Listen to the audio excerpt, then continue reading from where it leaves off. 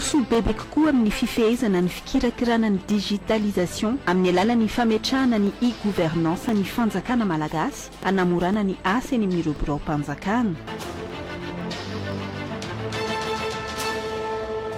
Efa tafiditra tanteraka amin'ny fampiasana ny digitalisation i Madagasikara raha nambarany ministra ny fampiroboroboana ny Aitao Arkady Mirindra ny postra ny fifandraisan-davitra.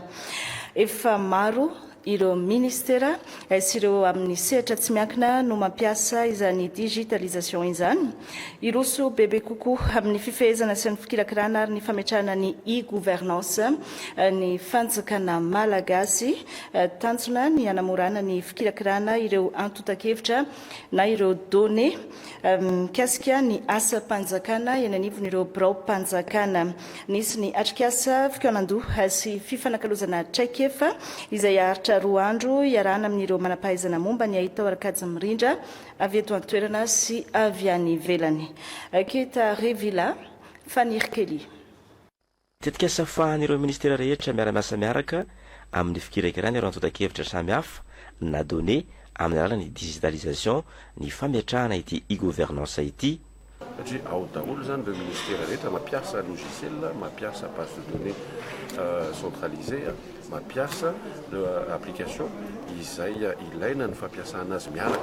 na amin'ny teny vahiny hoe interopérabilité satria ahafahan'ny ministera rehetra zany miara-miasa dia mizara ny données satria raha ohatra ka ny any ministera ny intérieur ny manana ny données ny maha-olona rehetra eto Madagasikara na resaka carte d'identité zany na resaka ny démographie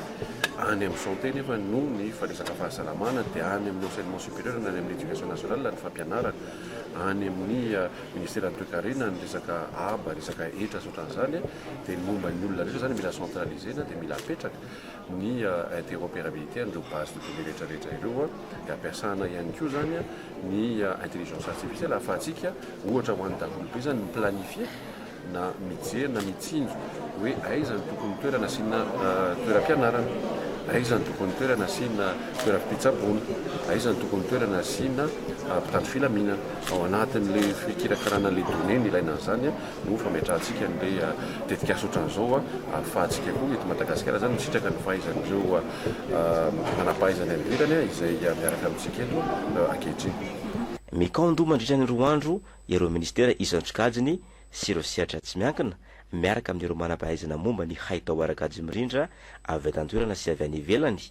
tanjony hisiny ny fifanakalozana traikefa mba hametrahana sy hampiarana ilay tetikasa e-gouvernance.